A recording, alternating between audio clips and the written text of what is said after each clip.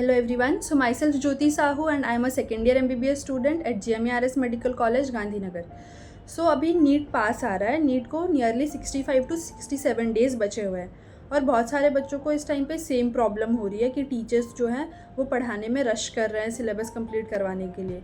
उसके चक्कर में हमारा जो है बैकलॉग हो जा रहा है, हम रिविज़न नहीं कर पा रहे हैं अच्छे से और टेस्ट पे भी फोकस नहीं कर पा रहे। तो सबसे पहली चीज़ आपको ये समझनी पड़ेगी कि इस टाइम पे सबसे पहली प्रायोरिटी होती है सिलेबस कंप्लीट करना। इसीलिए जो टीचर्स हैं ना वो रश करवा रहे हैं ताकि बच्चे जल्दी से जल्दी सिलेबस कंप्लीट करें, तो ही वो रिवीजन पे अच्छे से फोकस कर पाएंगे एंड देन उनका टेस्ट का रिजल्ट अच्छा आएगा। So it is very understandable कि टीचर्स रश करें। तो इस टाइम पे आपको पैनिक नहीं करना है, कुछ भी नहीं करना है। इस टाइम पे बस आपको बैठना है, सोचना है कि आपका पेस जो है उस हिसाब से आपको अपना सिलेबस कंप्लीट करना है। फॉर एग्जांपल मान लेते एक आइडियल स्टूडेंट है, उसके फिजिकल केमिस्ट्री में 4 चैप्टर का बैकलॉग है और ऑर्गेनिक केमिस्ट्री में 4 चैप्टर का बैकलॉग है। ओके, तो टोटल उसके 8 चैप्टर का बैकलॉग अभी हो चुका है और नीट में बचे हैं 65 डेज़। तो उसको क्या करना है, उसको स्टार्टिंग के 2 या 3 हफ्ते अपना बैकलॉग क्लियर करने में देना है, क्योंकि पहली प्रायोरिटी ही है सिलेबस कंप्लीट करना।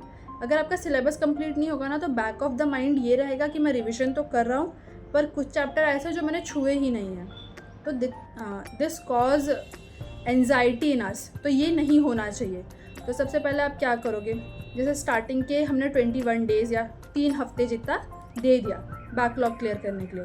तो बैकलॉग कैसे क्लियर करना है, जैसे मान लेते एक चैप्टर है, फॉर एग्जांपल फिजिकल केमिस्ट्री का चैप्टर है काइनेटिक्स, वो मुझे बिल्कुल नहीं आता, मैंने उसको छुआ ही नहीं, तो वो मेरा पूरा बैकलॉग है। तो अब मुझे वो चैप्टर स्टार्ट करना है। तो स्टार्ट करेंगे तो जैसे मैं होती तो मैं क्या करती, मैं आइडियली ऐसा करती कि मैं उसको 3 या 4 दिन में कंप्लीट करने की कोशिश करती। 8 आवर 3 डेज़ पढ़ लेती, तो 8 आवर 24 आवर्स में तो वो चैप्टर कंप्लीट हो जाता। कोई भी चैप्टर हो वो 24 आवर नियरली कंप्लीट हो जाता है। तो मैं क्या करती, 3 डेज़ में 8 आवर्स में पढ़ती। तो सुबह 4 घंटे मैंने पढ़ लिया, बीच में ब्रेक लूँगी क्योंकि फिजिकल केमिस्ट्री है तो ऑल कैलकुलेशंस होगा तो थोड़ा बोर हो सकते हैं या फिर दिमाग सेम चीज़ कर करके थक जाता है। तो आप बीच में जब ब्रेक लो तो बायो पढ़ लो, बायो का रिवीजन कर लो क्योंकि आपका बायो तो हो चुका है। तो रिवीजन करने से क्या होता है, वो चीज़ें ना हमारे दिमाग में रहती हैं और वो वॉश आउट नहीं होती। तो this will help you to retain things for longer. तो आपका रिवीजन भी हो रहा है, आप बैकलॉग भी कर रहे हो।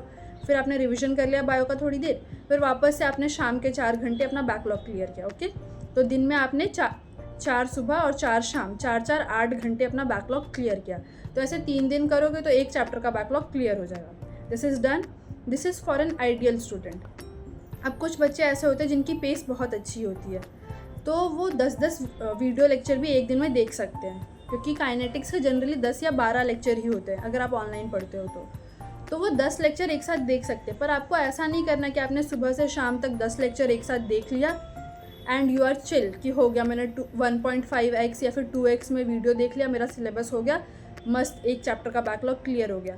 ऐसा नहीं करना, क्योंकि आपने चैप्टर तो पढ़ लिया टीचर से पर वो पेसिव रीडिंग है। आप शाम को बैठो कि आपको उसका कुछ आता है नहीं आता, तो दिस इज़ वेरी रॉन्ग। आपने सुबह से लेकर शाम तक पढ़ा, आपने 10 वीडियो लेक्चर कंप्लीट किए, वेरी गुड, आपकी कंसिस्टेंसी, आपका डिसिप्लिन बहुत अच्छा है। पर फिर शाम को आपको वो 10 लेक्चर्स के नोट्स भी रिवाइज़ करने हैं। आप नोट्स लेके बैठो, आपको जितनी देर लगे आप पढ़ो। कई बार ऐसा होता है कि हम नोट्स लेके बैठते हैं और हमारा मन करता है आधा पढ़ने के बाद कि बस इसको बंद कर दो, पर ऐसा नहीं होना चाहिए क्योंकि आपके पास बहुत कम टाइम है और इस टाइम पे आप प्रोक्रेस्टिनेशन या फिर ऐसा कुछ भी नहीं कर सकते, आपको करना ही पड़ेगा। तो आपको वो नोट्स भी रिवाइज़ करने हैं, तो ही आपका वो जो 10 वीडियो लेक्चर आपने एक दिन में देखा है वो हेल्पफुल होगा, वरना फिर वो वेस्ट ऑफ टाइम हो जाएगा क्योंकि आपने पेसिव रीडिंग तो कर ली पर एक्टिव रीडिंग जैसा आपने कुछ किया ही नहीं, तो फिर आपको वो याद भी नहीं रहेगा। It's just like watching a movie में तो हमें फिर भी चीज़ें याद रहती है पर यहाँ पे नहीं रहेंगी। तो आपको फार्मूलाज आने चाहिए, आपको नोट्स अच्छे से रिवाइज करना ही पड़ेगा, तो ही जाके आप मान सकते हो कि आपका बैकलॉग क्लियर हुआ है। Okay, done. तो ऐसे आपका एक चैप्टर हो गया। सिमिलरली आप ऐसे 3-4 डेज़ करते जाओगे। जो आइडियल स्टूडेंट है उनका 20 to 21 डेज़ में 8-9 चैप्टर का बैकलॉग हो जाना चाहिए, और जिसकी पेस बहुत अच्छी है वो 1-1.5 हफ्ते में भी अपना बैकलॉग क्लियर कर सकते हैं। तो आप ऐसा करो, आपको जो सूटेबल हो आप उस हिसाब से अपना बैकलॉग क्लियर करो। एंड रिमेंबर वन थिंग कि आपको साथ साथ में थोड़ा थोड़ा रिविज़न करते जाना है।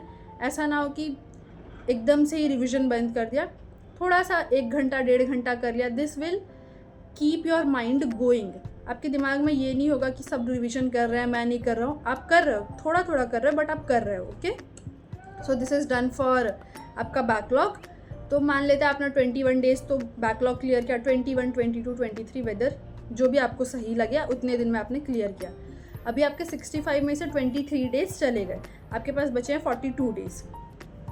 ओके, तो अब ये 42 डेज़ में आपको रिविज़न करना है। तो अब रिविज़न कैसे करोगे? 42 डेज़ है तो जैसे केमिस्ट्री के चैप्टर्स हो गए, वो जनरली इतने बड़े नहीं होते हैं, कुछ होते हैं और कुछ नॉर्मल भी होते हैं।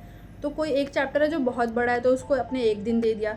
सिमिलरली फिज़िक्स के चैप्टर्स काफ़ी बड़े होते हैं, जैसे NLM है, वो काफ़ी बड़ा चैप्टर है, तो आपको उसको एक दिन तो देना ही पड़ेगा। कई बार एक दिन से ज़्यादा भी देना पड़ता है, 1 दिन, 1.5 दिन, 2 दिन। तो आपको जो भी ठीक लगे उस हिसाब से आपने उसको दिन दिया और आपने वो पूरा चैप्टर रिवाइज़ किया। डन। अब केमिस्ट्री के कुछ चैप्टर छोटे छोटे होते हैं तो वो आप एक दिन में 2-2 भी रिवाइज़ कर सकते हो। सिमिलरली जो बायो के चैप्टर होते हैं वो बहुत छोटे होते हैं कुछ, तो आप ऐसा कर सकते हो कि एक दिन में 2 चैप्टर रिवाइज़ कर लिया, 3-4। तो आपको बेसिकली आपके पास 42 डेज़ है। आप बनाओ एक शीट, आप देखो कि मेरे पास इतने चैप्टर है, इतने दिन है, तो मैं कौन सा चैप्टर कितने जल्दी ख़त्म कर सकता हूँ, उस हिसाब से ख़त्म करो। एक दिन में 2-3, आपको जैसा ठीक लगे आप वैसे चैप्टर्स का रिवीजन करते जाओ। आपको 42 डेज़ के अंदर अपना रिवीजन ख़त्म करना है। Done. This is done for your backlog and your revision. अब आती है बात टेस्ट की।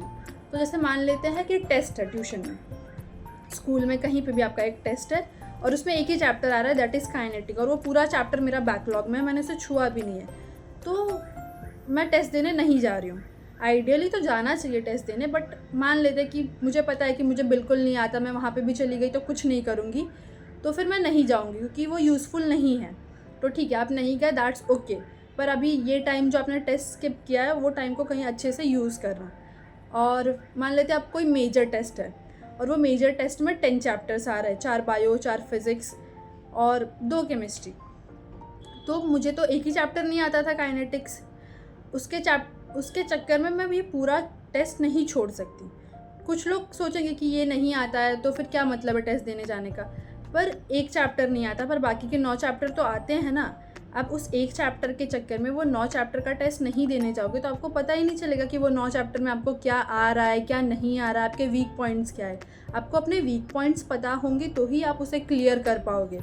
तो ही आप जब वो चैप्टर का रिविज़न करने बैठोगे तो आपको पता होगा कि एग्ज़ाम में ये क्वेश्चन आया था पर मैं इसको सॉल्व नहीं कर पाया, तो मुझे यहाँ पे ज़्यादा ध्यान देने की ज़रूरत है। सो बेसिकली टेस्ट देने का एक ही मतलब होता है कि आप वहाँ से टेस्ट दे के आओ, आपने टेस्ट दे दिया, आप घर पे आके उसे रिवाइज़ करो, री एनालाइज़ करो कि उसमें क्या गड़बड़ रही, कौन सा क्वेश्चन था जो बहुत ईजी था पर आप नहीं कर पाए, आप वहाँ पे सोच ही नहीं पाए कि ऐसा कुछ होने वाला है, इसमें ऐसा कोई ट्रिक है।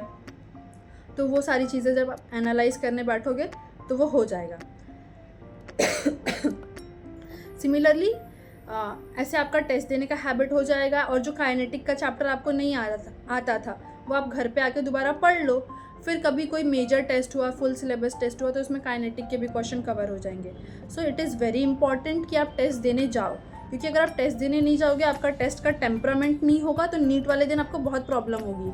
बहुत सारे बच्चों का ऐसा माइंडसेट होता है कि एक बार सिलेबस कंप्लीट कर लेता हूँ, रिविज़न कर लेता हूँ, फिर ही टेस्ट दूंगा आराम से बैठकर, पर वो स्टेज कभी नहीं आएगी। कभी किसी का रिवीजन आज तक कंप्लीट नहीं हो पाया है, मेरा खुद का रिवीजन कंप्लीट नहीं हो पाया। मुझे नीट वाले दिन तक ऐसा लग रहा था कि ये वाला चैप्टर थोड़ा सा बाकी रह गया, ऐसा करके। तो वो नहीं करना है आपको रिवीजन करते करते साथ में टेस्ट देना, क्योंकि आप सोचोगे पूरा रिवीजन करने के बाद में ही टेस्ट दूंगा तो वो टाइम बहुत रेयरली आता है और उस टाइम पे आप ज़्यादा टेस्ट दे भी नहीं पाओगे। अगर आपके पास वो टाइम आ गया, आपने रिवीजन कर लिया, अभी भी 8-10 दिन बाकी है नीट में, तो वहाँ पे भी आप कितने टेस्ट दोगे। इनफैक्ट इसके कंपेयर में आप स्टार्टिंग से टेस्ट दे रहे होगे तो भले आपके मार्क्स थोड़े कम आएंगे, पर आपको पता चलता रहेगा कि हाँ मेरा टेस्ट का टेम्परामेंट है और मुझे ये क्वेश्चन में प्रॉब्लम आती है। स्पेसिफिकली इस तरह के जो क्वेश्चंस होते हैं वो मुझसे नहीं हो पाते, तो आप स्टार्टिंग पे उस चीज़ पे काम कर रहे होंगे। तो आपको ऐसा रखना ही है, आपको टेस्ट देना ही देना है कंपल्सरीली, अनलेस एक ऐसा टेस्ट हो जिसमें आपको सचमुच कुछ नहीं आता और आप वहाँ पे जाके 3 घंटे वेस्ट ही करने वाले हो, तो आप छोड़ सकते हो, दैट इज़ ऑप्शनल। पर बाकी सारे टेस्ट आपको कंपल्सरीली देना ही है। This will help you a lot in your NEET day. तो बस that was all from my side. अगर आपको कोई और डाउट हो तो you can comment down and I will surely try to solve it. And बस ऑल द बेस्ट।